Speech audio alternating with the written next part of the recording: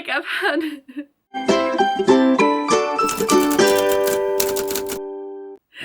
Hello fellow book nerds. Today is the 4th of March and yesterday was the release of Chain of God by Cassandra Clare, the first book in her newest trilogy. It's part of the Infernal Devices, Mortal Instruments, Dark Artifices series. I have been caught up with almost all of her books and I'm so excited for this release. It was released yesterday, but I'm going to buy the book today and I'm just so excited. We're going to be reading it in this vlog. I hope you enjoy. I don't want to make this too long, but I'll see you in the next clip. Bye!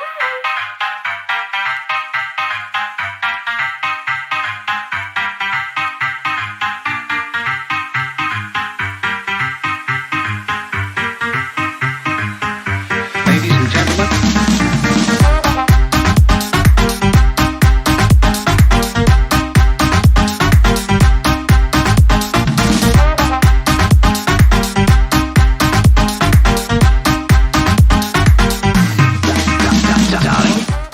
Hello, so this beauty is now in my hands and I love it and it's just so breathtaking. And it's one of those unique ones, like in England, in Poland they always do this, but in England they usually don't. When it doesn't have a dust jacket, it's just a hardcover. So far so good. This much into it, 68 pages, and I love it, and well, so far I like it and let's hope I love it soon. Alright, bye!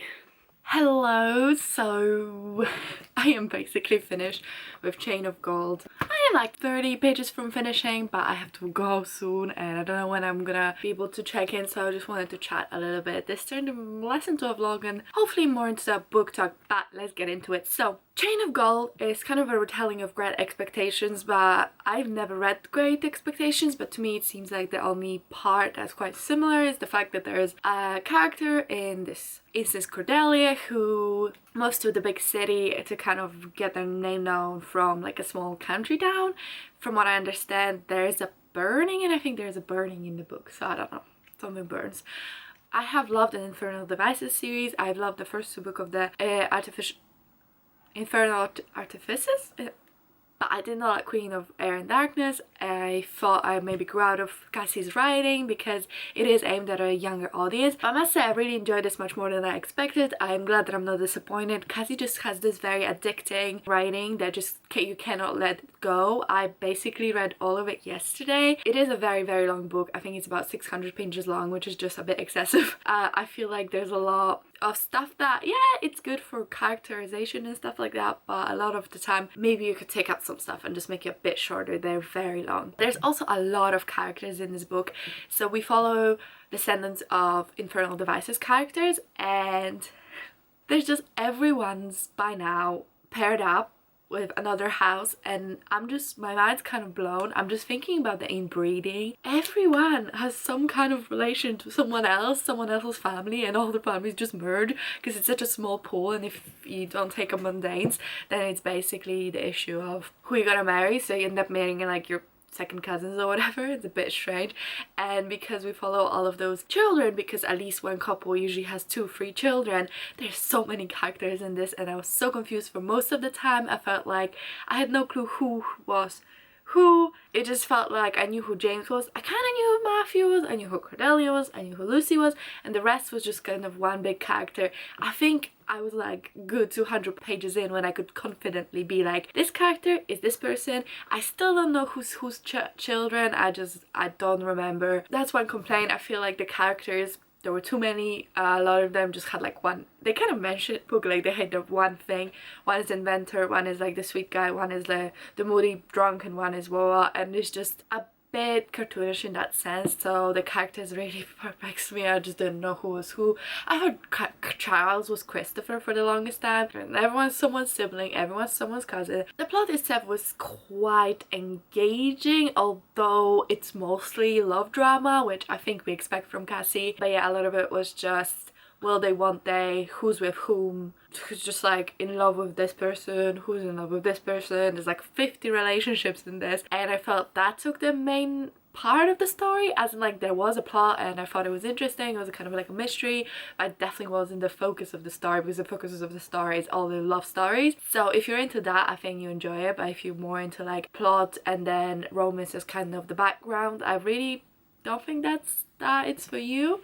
I don't know, the final shot, like I feel like the final showdown already happened, but I'm still like 30 pages from finishing, so what is gonna happen? Final showdown was okay. I am not really like an action person, so that I don't care that much about action scenes. I feel like some tropes are coming, like some love triangles that were just done in every single other book she's written, and I am not here for it, because I am feeling there's gonna be some Parvati love triangle with someone else, and I'm just like, that is literally the plot of Infernal Vices, literally. So please don't go there, make something new, you know, be interesting. So I hope that happens. I feel like I'm ranting, but I did enjoy this. This is so addicting, just so addicting. Once you start reading, you just fly through it, even though it's 600 pages. I heard that Cassandra Clare said that you can read this as a standalone series, as in you don't have to read previous series. I still would pick up Infernal Devices. I mean, it's the children of the main characters, and all the name dropping and all the story dropping will not have the same effect on you, and I liked Infernal Devices better. So there you go, and it's way shorter as well. Let's talk about characters. So Cordelia, I love her. I really think she's a pretty great character. She's kind of our main character. There's really many main characters. She's headstrong, she's very loyal, she's very proper, she's funny, lovely. I just really love her. I think Cordelia is my favorite character from the series. And then we have Lucy, who is her soon-to-be Parvati, who I also love. The female characters in this really great. She's really funny and loyal and all of the best things. I love Lucy. And then we have James, her brother. So James, there's something very dodgy going on with him and Grace, who he's in love with. Grace is another girl, and I don't like it. Is it just me, but I don't like Matthew. There's just something about him I really don't like. He has that broody, grander life, my problems are so much more important than yours kind of attitude, but I just really don't like him. I don't know, I feel like he had the least development out of all characters, which really surprised me because he's James's best friend, so I assume we're gonna know about him more in future books. But for now, I didn't feel really satisfied with him, and I felt like he was just there to brood, and I don't particularly like Matthew. I read that short story that tells you why he is how he is. I cannot remember it for the life of me. This book actually connects to so many short stories and so many other parts of the Shadowhunter world, and I feel like if you didn't read those, you are missing out. And I did read them and I actually forgot everything, so I am probably missing out. I cannot remember anything. Like, I remember snippets of it. I really hope they actually do explain a little bit and I don't have to go reread those stories, because I don't like the short stories that much. I do feel like the story is kind of standing on itself. It's not just plainly relying on nostalgia for the other characters, but at the same time, if you don't know it, then a lot is lost on you, so it's like a weird middle. Yeah, I'll update you later when I actually finish the book. Okay, let's do some conclusion. I finished the book, and all I gotta say is book 2 is gonna do my favorite trope of all time, I'm pretty sure, so I am excited. I was like, I want to continue, but do I want to buy like the brick that I'm never gonna read again? Probably. But I just gotta. I mean, the ending was pretty good. It was nothing mind-blowing. That something did happen I was not expecting. I'm loving it, but we'll see how that goes. And the question of the day, would I recommend The Chain of Gold by Cassandra Clare? Yes, I would recommend it if you have read the other books, or at least Infernal Devices. If the Shadowhunter world is something that interests you, I think it's a really good book. I think it's addicting, very easy to read, the plot is compelling, the characters are compelling, although there are way too many of them, and I would recommend it. I think it's fun, so if you've read her previous works, you're familiar with the world, and you have enjoyed it previously, I would read it. If you are a very big romance fan, I would also read it. If you enjoy relationships of characters, and I don't just mean romantic relationships, but friendships and family as well, I would recommend it, because that's something Cassie is very strong with. All the relationships between the characters are just impeccable and you come to love them a lot. Now, if you have not read any of Cassie's previous books and you don't know much about Shadowhunter world, this will be lost on you. I honestly think so. I think if you want to get into the world, I would read the Infernal Devices series, because Immortal Instruments only gets good from book like 4. But Infernal Devices is amazing from book 1, and it really sets up the characters. It's not as complicated because there is 3 main characters and the rest is kind of still important, but there's not as many important characters. And then maybe I would move on to this one. You don't have to have read Dark Artifices for reading this. Immortal Instruments helps but not necessary. It all adds to the world.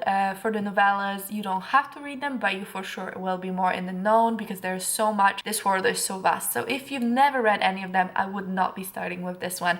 It's a chunky one. You will be confused. You will not know who anyone is and why it's all important. So I would give Infernal Devices a chance. And if you are not a fan of romance, I would probably not pick this up because that's the main focus of all of the stories. So maybe it's just not a series for you. And if you don't like chunky boys, I'd still recommend it because I feel like this one is an easy read and then you can brag that you read a 600-page book. So all in all, I would recommend this to Shadowhunters, lore fans, because it's a really good installment. It did not disappoint as a Shadowhunter Immortal Instruments fan, but if you're not that person, probably not the one for you. Thank you guys so much for watching. I know this was a bit of a mess of a video because I said it was a vlog. It was not a vlog because I'm bad at it. But thank you for watching. I really hope you enjoy and I'll see you in my next video. Bye!